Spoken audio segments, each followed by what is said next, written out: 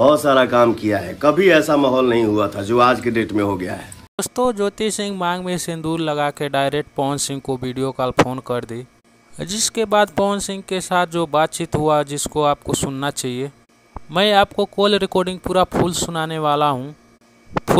वाला हूँ कि पवन सिंह और ज्योति सिंह के बीच में क्या बातचीत हुआ, क्या तलाक होगा या नहीं, मैं आपको बता दूं। तो साथ में आपको कॉल रिकॉर्डिंग भी सुनाएंगे, तो आप वीडियो में लास्ट तक बने रहिएगा।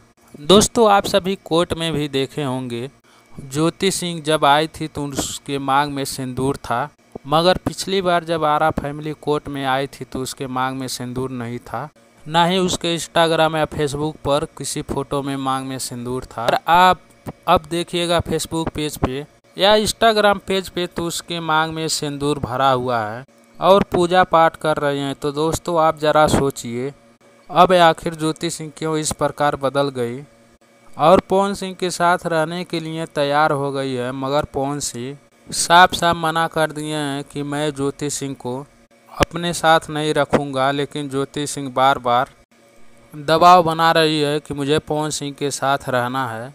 और यही ज्योति सिंह थी जो पवन सिंह पर गंभीर आरोप लगा रही थी, यहाँ तक कि ये भी आरोप लगा दी थी कि पवन सिंह मुझे 2 बार गर्भपात कराए हैं, मुझे मारते हैं, पीटते हैं, प्रताड़ित करते हैं, मुझे टॉर्चर करते हैं, इतने गंदे गंदे आरोप लगाती थी। जिसके बाद जितने भी पवन सिंह के फैन है आश्चर्यचकित हो गए थे कि पवन सिंह इतना बड़ा गलती कर सकते हैं और इतना घटिया भी हो सकते हैं।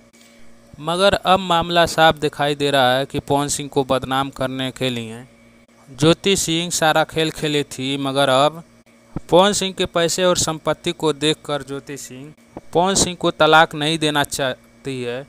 उनको लगता है कि मैं जो तलाक दे दूंगी तो जो ऐशो आराम की ज़िंदगी जी रही हूँ उनके पैसों पर तो आना बंद हो जाएगा।